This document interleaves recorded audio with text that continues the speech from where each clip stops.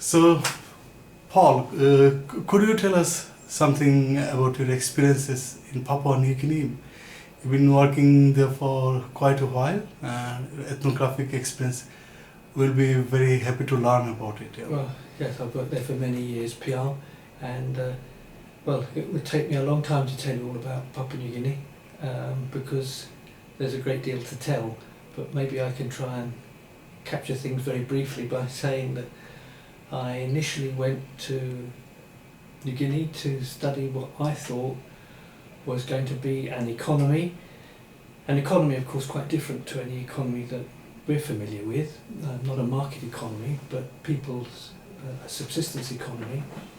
And I used the word economy, and I assumed I'd been studying economy for many years, but over that time I've slowly come to realise that maybe even the idea of an economy wasn't appropriate to understanding what people were doing there. So a great deal of my work has been, if you like, trying to come to terms with what it is that people in the highlands of New Guinea have that we might broadly call an economy, but for them, or for us as well I suppose, because it's our concept economy, it's not an economy like we would normally think of an economy. In fact, it's nothing like an economy. It features quite different behaviours, and of course quite different ends are in view. And so my whole endeavour has been to come to terms with that, and at the same time situate what people are doing within their broad cultural context, and that includes of course also their environmental context. So it was on the Ola Society. Yes, I went to work in the Southern Highlands of Papua New Guinea, what was then the Southern Highlands district. I had initially intended with my research proposal to go and work to the south at a large lake called Lake Kutrubu, but just so happened on going out to New Guinea, I was on the same aeroplane as Andrew Strathern, who was then at the University of Papua New Guinea, and spent quite a bit of the time on that flight sitting and talking with him.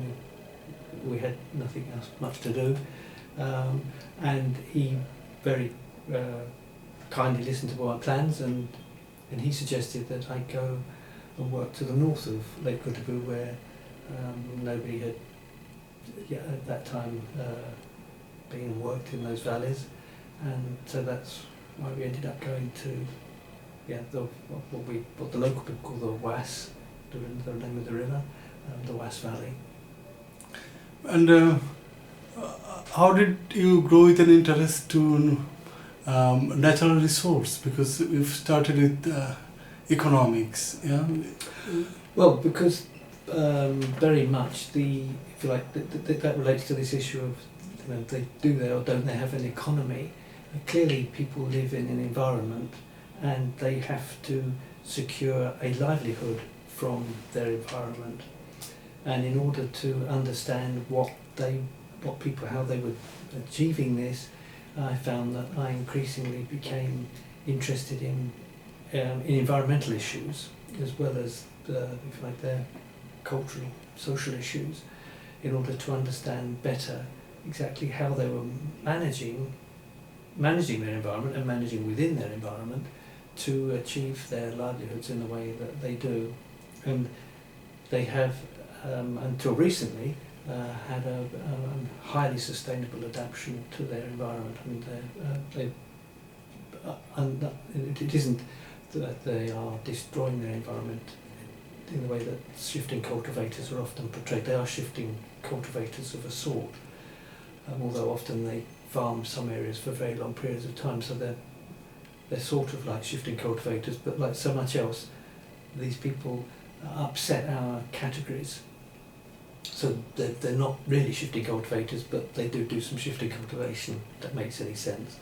And they manage their farming system in such a way as to be able to repeatedly farm in areas, and I mean they do clear rainforest on occasion in order to clear gardens, and with population growth they obviously have to clear larger areas, but they're not destroying huge areas of forest. And that's quite evident in the fact that people in the highlands, we don't know about the southern highlands, the region I was actually in, because there's no archaeological work being done there, but in other areas of the highlands, in the western highlands for example, there has been archaeological research which has established people managing the land in a way that we might call farming, something like 8,000 years ago.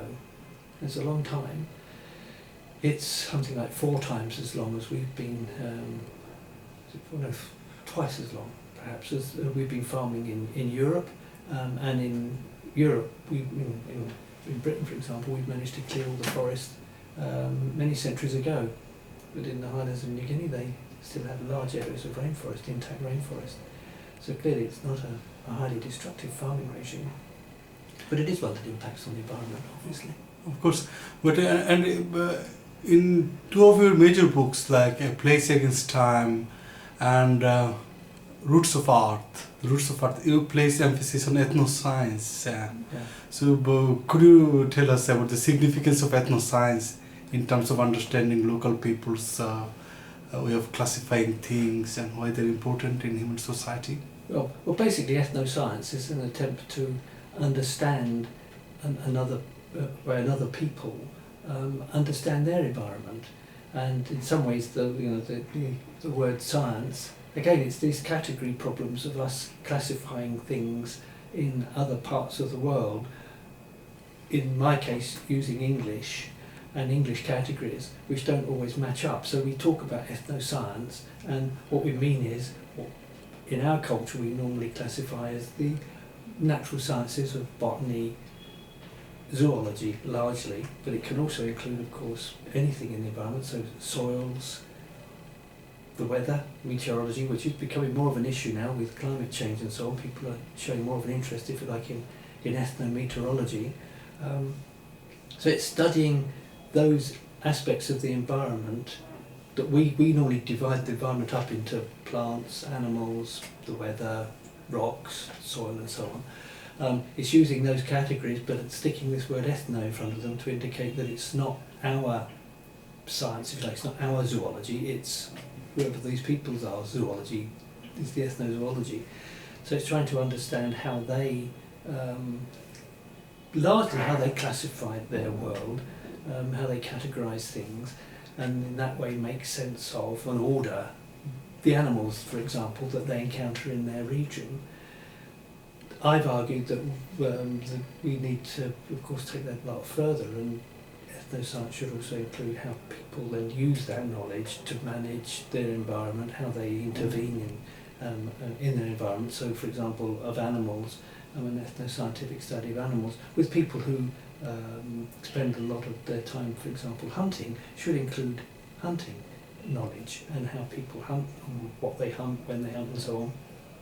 There's a great deal of their knowledge, their ethnozoology knowledge, will actually be hunting knowledge, because that's them interacting with animals, and a great deal of what they learn about animals comes from catching them to probably for meat.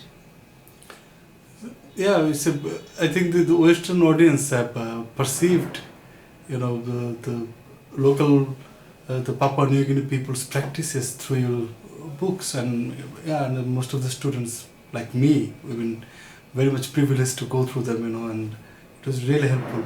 So I'm just asking you this question then, how you got involved in development research and how the IK issue attracted you, or you just try to, if you just explain in any way. Well, I'll try and explain it, Piyal. Again, Okay. It's a rather complicated story, one that I could go on at great length, but to try and catch it as succinctly as I can, I very much enjoy and have enjoyed the work that I've done, and I've been very privileged to have had the kind of career and life that I have done. And I started to realise, it was several years ago now, that in some ways what I was doing was almost an indulgence. I was spending my time trying to understand how these other people were in the world and what their ideas were, what their practices were and so on. And I began to think that this wasn't really enough for a career when there were huge problems, these problems for the people we study. So for example, here in Bangladesh, it's very, very obvious that there are large numbers of people here whose lives are very, very hard, and who lead, well, compared to me, I mean, desperately poor lives, and they haven't been anywhere near as lucky as I have in my life. And so I came to this, if you like, sort of realization that I felt obliged to try and do something back for the people who we, you know, like we anthropologists normally study, many of whom have very hard lives and are facing difficult times. Many of tribal people, for example, they've been dispossessed from their lands, they've been denied even basic human rights, these sorts of things. And I then started thinking, well, what can I do? What can somebody with my sort of background do?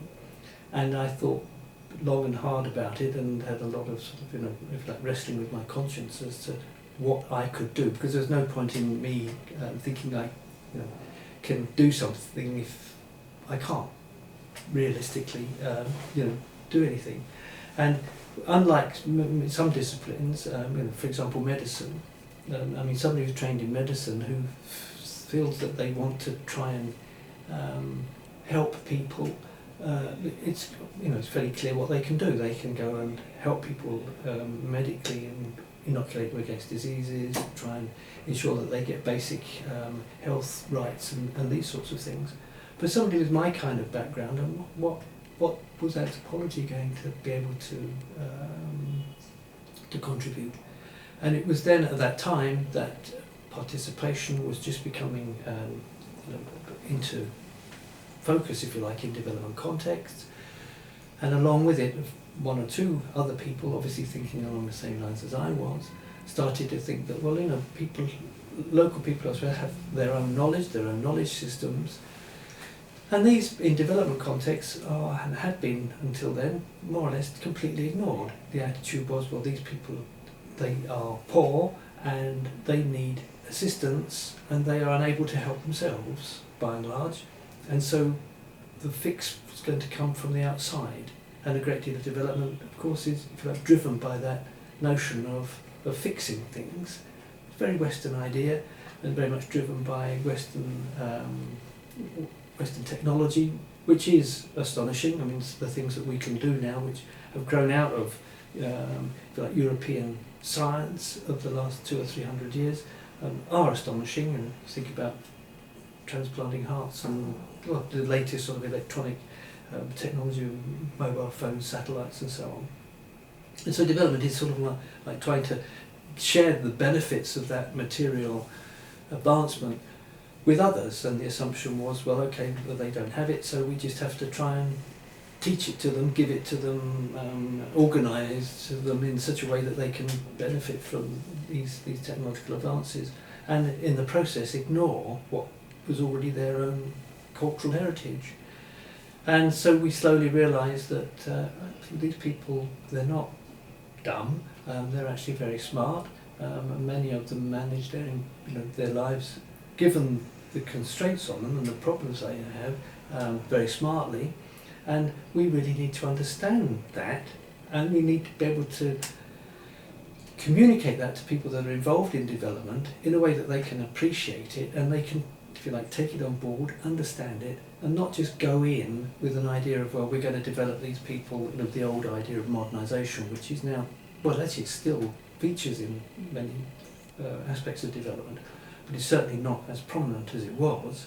And with the whole participation agenda, to try and get people's their say, their voice, their knowledge on the agenda.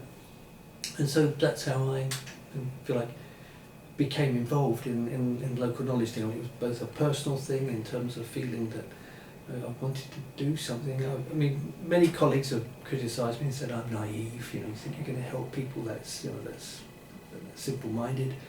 Well, maybe it is, but some of the best ideas that people have had have been simple ones. And so I just sort of went for it, and at the same time fortuitously. Others were thinking along similar lines, so there was, as I say, the whole participation agenda then was taking root, and with it there was an opportunity for us to get what has subsequently become called, in development context, Indigenous knowledge work in development. There's a lot of problems with that term, but I use it because it's the one that they use in development, and takes me back to the thing I was saying earlier about New Guinea work, where the word economy doesn't really apply. Well, the word indigenous also has similar sorts of problems, but we have to use some word in order to label things. That's the one that's caught on, so that's the one that I use. Yeah, but particularly a few of your articles you wrote on IK in the beginning. Yeah. It's on like Indigenous Knowledge and New Applied Anthropology, What No Natives. Actually, it shows the theoretical strong background of IK, and the academia found a new way to think about IK, and you have criticized the science, and you try to also help the scientific community that they can address local people's problem. So how the Western scientific community, reacted to your writing? Or well, I suppose that's another aspect of the whole journey, was that realising that anthropology, what we might be able to contribute from an anthropological perspective in development contexts, also made me start thinking, well, how can we achieve this? And I realised that in order to, if you like, meaningfully engage with people that are involved in development, one has to be able to talk to them on their own terms. There's no point in going in and saying to people who are involved in development, these are the things that people do locally, if you can't relate it to what they, their expertise, their specialisms, what they think they're bringing to the table in relation to development. And in my case, of course, my background in natural science, in agricultural science, forestry and so on, is where I specialise, and where I think I have an ability to communicate with people who are agricultural scientists on their terms. So I can talk to them, if like agricultural science speak, natural resource science speak, which is what they are bringing, if you like, into development, with a view to improving people's farming regimes with the, if you like, scientific perspectives that they have that were being developed in research institutes and so on. And I think that it's been necessary then to not to sort of suggest to the scientists that what they're doing isn't valid or doesn't have any worth or anything like that, because clearly it does, and in some contexts appropriately, if you like, sympathetically applied together with an awareness of what's already going on in a place in terms of the farming system and so on, it can genuinely assist people to improve their farming in ways that the farmers will find very helpful. But in order to do that, as I say, it's necessary, you have to work not to generate a sense of, well, conflicts is too strong a word. Certainly in the case of the work that I've ever done, I've never felt any kind of conflict with colleagues from other disciplines, but misunderstandings, which can lead to pointless sorts of arguments, and which can then be, the people who bear the cost of that kind of argument, disagreement, are the people who you're trying to assist in development contexts. So the more we can communicate and so on, the better. Which I suppose relates to this whole. So in some ways, I've been, feel like, off beam, and I've been working in areas that the mainstream hasn't thought of as being. Well, it's been out of the mainstream. But to me it's been important, of course. But in other ways it's related very strongly to the mainstream. So there's the whole argument and debate that's been going on over the last, it's been going on for many, many years now, but over interdisciplinarity and calls for interdisciplinarity, which have become stronger and stronger over the last couple of decades, as people realise that the very narrow specialisms that we find in our universities now, where people are almost in like an intellectual silo. They go very deep into their little area of knowledge, but they don't really know much about the other areas of knowledge. And so these calls for us to be able to somehow link up the disciplines, which is particularly important in development contexts, because we're not just talking about one discipline going in. It's not just a case of soil scientists going in, working out what the fertility constraints are for people, and then trying to come up with some solution to those fertility constraints, because people's farming systems are a whole complex system which we need to consider, for example, problems they're having with pests. And there's the whole issue of problems maybe of market access, all of which will be influencing the way people behave. And then even more broadly than that, there are whole things to do with maybe beliefs about what's appropriate for men's work and what's appropriate for women's work. Or maybe there's the I forgot what I was going to say now. Never mind, that's why you need to edit this. But all of those issues, if you like, they're talking about what I was going to say, is the health side. I mean, obviously, if people are suffering from health problems, that also will affect their farming and so on. So the whole thing in development context is a very complex and a mixed field. So you can't just have individual disciplines working in isolation. You have got really to work to get them together. And this isn't easy, because people speak different disciplines, their different languages. They publish in their different journals, they have their different sorts of, if you like, prestige factors. And in order to advance your career, you need to sort of stay in one particular, area, unless you're, somebody who likes taking risks like I have, which I've actually gone right outside my disciplinary area on occasion, which perhaps in career terms hasn't been such a smart thing to do, because I'm not seen as being necessarily an anthropologist. I've been told I'm not an anthropologist. So I'm not quite sure, or what am I? Well, I don't know what I am. Maybe I really have achieved interdisciplinarity in that sense, in that people in other disciplines don't necessarily recognise me.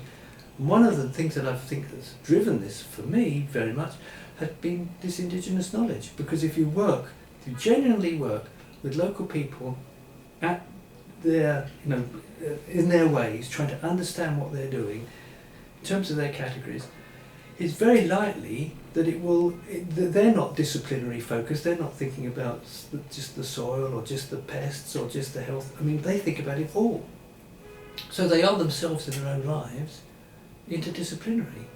And so if we really try and understand things on their terms, it necessarily makes us interdisciplinary, I think. Yeah.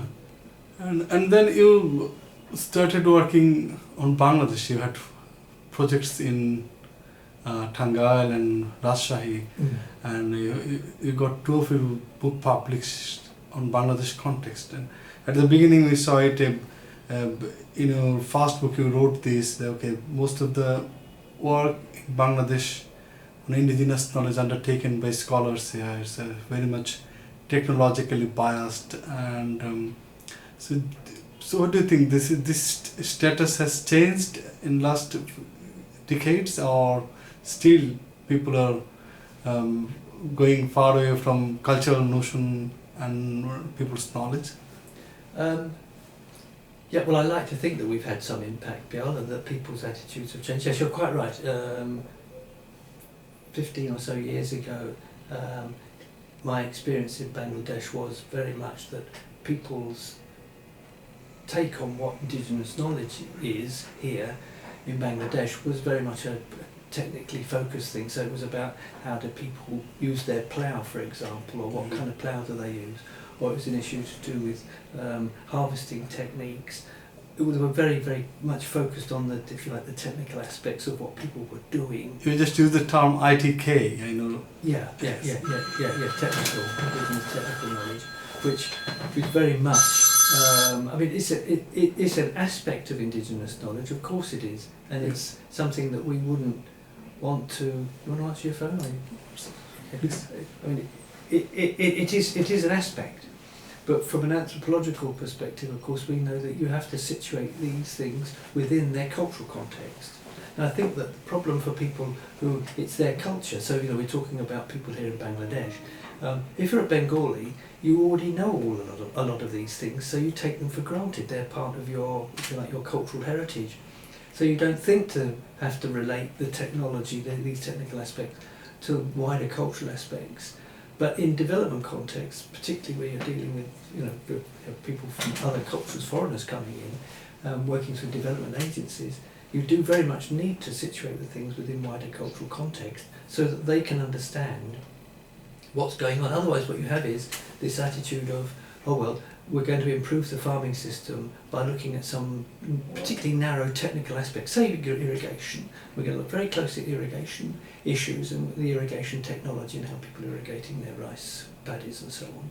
And if you just take that very narrow view, you're kind of cutting out many other issues that are very relevant to people in terms of that they're not just concerned with irrigation. And so you end up with this narrow technical perspective on, we're going to fix this problem, if you like, irrigation problem.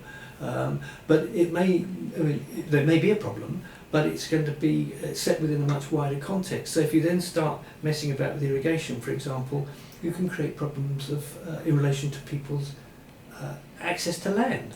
And if you're not very well aware of how people have access to land, who owns land, who can cultivate the land, who has rights to cultivate where and so on, you can create all sorts of problems by interfering in the irrigation system in a way that, for example, may shift, if you like, power from one area of a society, village, to another, in the sense that you situate a well somewhere, for example a deep tube well, in a way that upsets local arrangements of access to land. And this can lead to problems unintended problems, of course, for people. Maybe even in very serious situations it can lead to conflict. If instead of just going in and thinking of just irrigation, you had situated and thinking in much wider context, you'd be aware of these, if you like, land access issues, which of course then takes you into much wider issues in relation to the social order, the political order within any village, and how is it structured, who's influencing who's got power and authority and so on, which at the first glance, if you like, you think, well, irrigation, what's that got to do with what's going on in the Union Parishad? Well, it's got quite a lot to do with what's going on there in these sorts of ways. So that's why I think that we need to.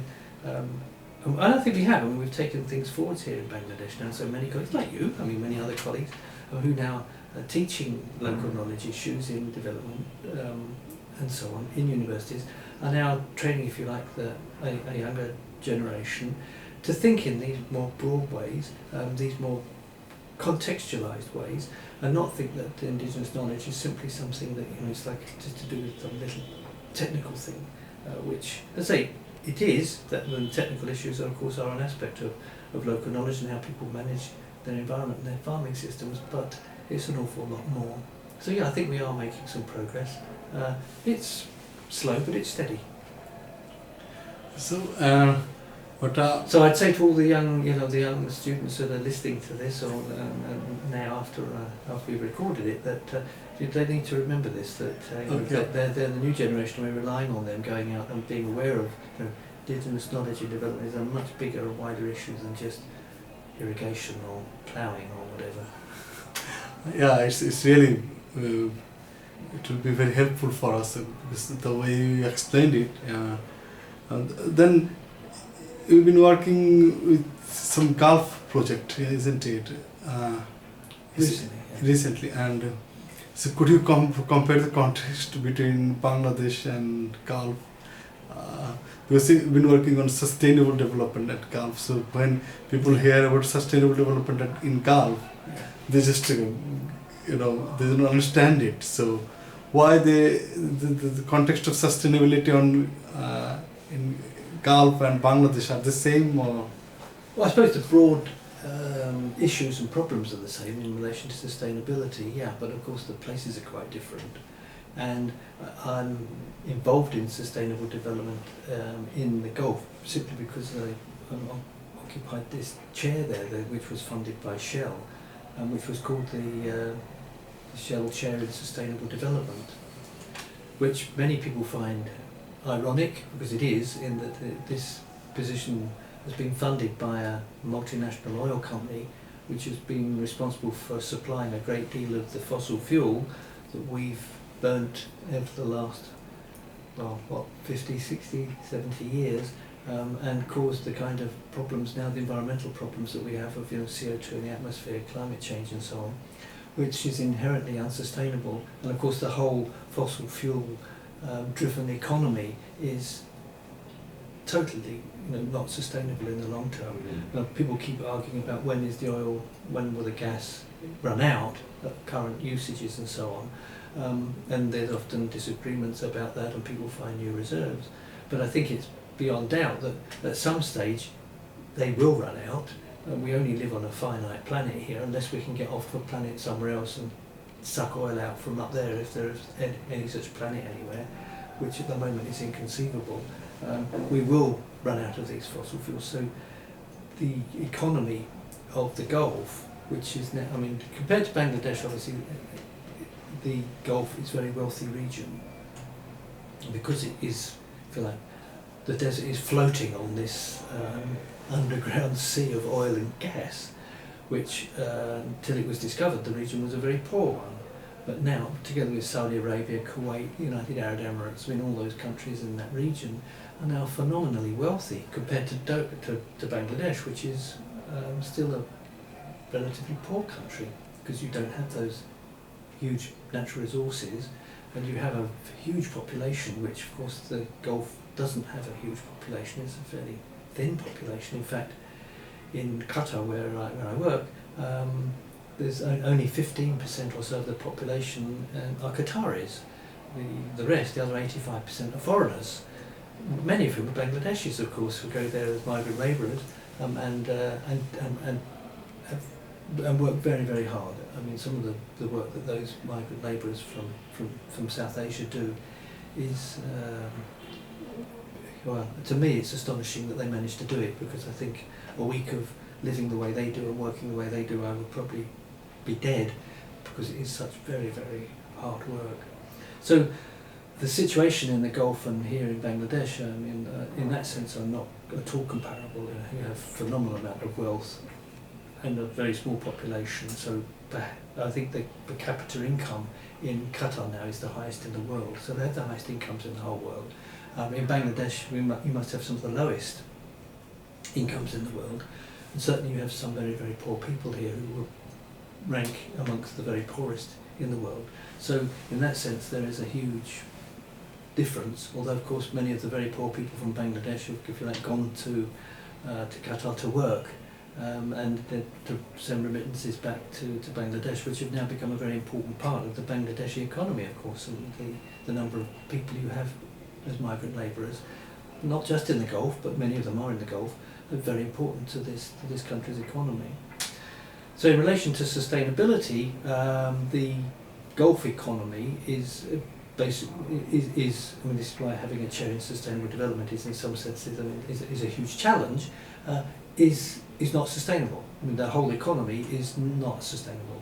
It's built on oil and gas, which will run out, or the world is suddenly going to change course and say we're not going to use fossil fuels anymore, or we're going to use them in much smaller quantities, and we move on to renewable sources of energy, which is where a lot of emphasis now is, if you like, technologically.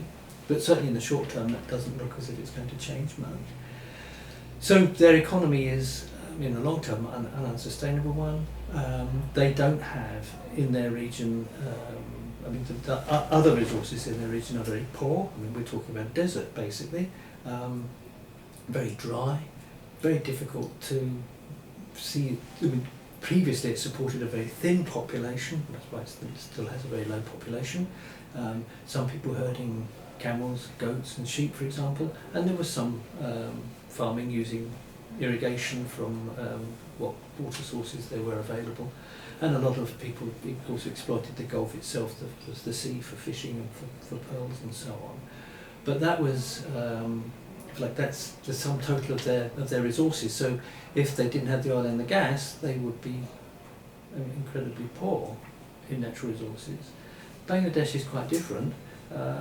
You might not have the oil and the gas so much, I believe you have some coal, but in relation to the top of the surface of the earth where we all live, Bangladesh is very rich. You have extremely fertile soils here, living on this huge delta, They're constantly being renewed each year, or they were before the flood defences were built, which have kind of upset natural rhythms, but still you have huge amounts of silt and sediment being deposited here each year. And the climate here is a very benign one, unlike in England, for example, where we can only grow crops for 6-7 months of the year. The rest of the year is just too cold. Here you can grow crops all the year round, and as you know, you can grow 2, or if you're a very smart farmer, and perhaps lucky in some ways in your resources, you can grow 3 crops a year. So you have a much more, in the longer term, here in Bangladesh, a sustainable regime, as long as you can work out ways to manage it, given that you do have a very large population. And it's a population which is continuing to grow, and presumably you will reach a limit at some stage. Also the fact that there have been a lot of interventions here in Bangladesh which have upset the natural environment. So I mentioned the flood defence things, which to a Bangladeshi audience I won't need to go on about, which have interfered with the natural environment. We've also had all of the farming interventions, primarily the HYV crops, the high-yielding varieties, which have also had a huge impact on the environment in terms of people putting on fertilisers, pesticides, and deep tube wells to irrigate crops and so on, which arguably have staved off famine and starvation, which I think we all think is a very good thing. But the cost has been, it's had some quite dramatic impact on the environment, which maybe in the long term may not prove sustainable. So there are the big sustainability issues here. And of course, for Bangladesh, and for the Gulf as well, there's the whole business of climate change, which we don't know exactly what's going to happen, but I personally think that the science is pretty sound. Okay, there may be disagreements about exactly how much temperatures are going to rise or what exactly is going to happen with sea levels and so on, but I think it's undeniable that we have and are continuing to have a dramatic effect on the atmosphere, particularly with, I mentioned the fossil fuels, the burning of use of fossil fuels and the CO2 increasing in the atmosphere, and that this is undeniably having an effect on world climate, which is then having a direct effect on our environments, i.e. the North. It looks as if the North Pole could soon disappear as an ice cap in the summer. I mean, there'll be no ice at all in the northern hemisphere. I mean, that's astonishing. I think that's possible. And this is going to have dramatic effect on the climate. So I mean, in England, for example, we're going to apparently, and we already are having a lot more rain, and quite damaging amounts of rain. I mean, heavy, intense rainfalls. Here in Bangladesh, everybody's very worried. It's a very low-lying region, that if sea levels rise, then there's likely to be inundation of quite large areas of Bangladesh will just disappear under the sea. It's a very, very worrying threat. In the Gulf, well, in the Gulf, if temperatures go up much higher, it's difficult to envisage people being there in the summer. I mean, it will simply become too hot for human beings to exist there. It already, to me, is phenomenal. 50 degrees Celsius or more, I mean, to me, I didn't realise that places could get so hot. If temperatures increase, then that will be a huge problem for the Gulf. So, I mean, so we all have sustainability issues and problems and environmental issues that we need to address globally. It isn't something that's just particular to Bangladesh. Oh, such a good insight you gave us. And so, are you currently working on any book to prepare on Bangladesh or any other countries? Well, I'm always working on things, Piyal. They always take a while to come to fruition. There is a book on sustainability in the Gulf context, which is coming to fruition, I hope. There's the work that we did with the conference on Indigenous scholars, yes. and which is something I also very much believe in. That is, people like you being involved in taking forwards our understanding of humanity, which you have contributed to, of course, for generations through Bengali scholarship and so on. But it's scholarship which is largely unknown in the Western, the Western world. And it's great to be able to see Indigenous colleagues now significantly contributing to, if you like, our understanding of issues. But that raises all kinds of other issues and problems, of course, about what it is that we think we understand, and there are all the political dimensions to that as well. I continue to work on Papua New Guinea material because that's, if you like, something that's a lifelong commitment and fascination, and I'm still trying to get on top of some of those issues and problems.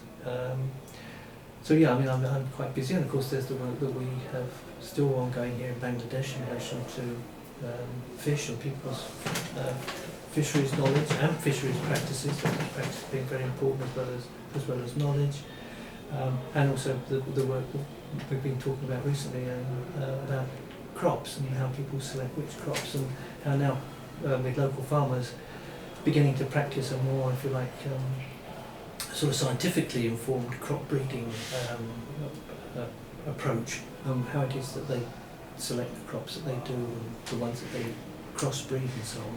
So yeah, there's plenty of things still going on, and when you progress in your career, you find that people contact you and they want you to do this and they want you to do that. So I'm currently involved with it looks like it's going to be a massive thing, but an encyclopedia of anthropology, where I'm responsible for the whole section of development, and there'll be something like 100 entries into that section, and those entries range from 1,000 to 5,000 words, so we're talking about that section being several hundred thousands of words, which is big.